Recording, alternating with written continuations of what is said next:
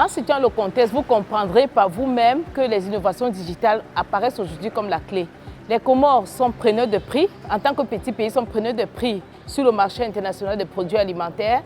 Et le constat, c'est qu'un petit choc sur l'offre de produits alimentaires qui est très contrôlé au niveau international aura une répercussion directe sur les prix au niveau des Comores et du coup va contre-équilibrer le secteur de la sécurité alimentaire et des chaînes de valeur agricoles aux Comores.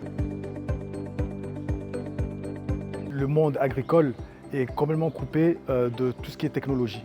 Donc actuellement, comme on voit un peu partout dans le monde, les gens font leurs courses et achètent les choses sur les applications, sur les sites e-commerce. Donc aujourd'hui, c'est très important aujourd'hui de faire cet atelier qui regroupe les producteurs, les agents institutionnels, donc les ministères et tout ça, et le secteur privé qui travaille dans la commercialisation. Donc c'était ça le point qui n'avait pas été fait entre le producteur et la commercialisation.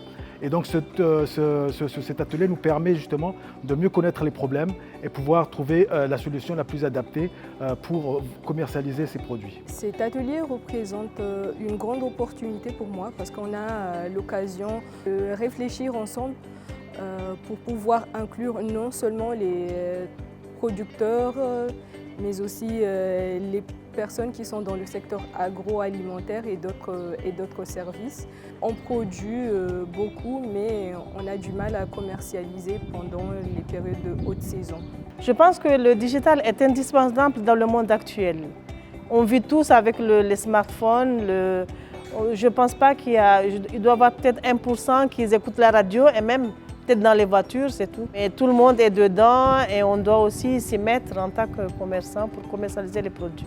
Les innovations digitales permettent aussi de faire comprendre aux entrepreneurs que l'idée n'est pas seulement de produire ou de commercialiser, mais il permet aussi de booster la compétitivité, d'améliorer aussi le produit pour qu'il soit plus présentable et attractif. Et ça incite aussi les autres entrepreneurs, les autres jeunes qui ne sont pas dans l'entrepreneuriat de se lancer. C'est important d'avoir les gens de l'ensemble du pays parce qu'aujourd'hui, comme vous savez, l'agriculture représente 70 à 80% de la population active.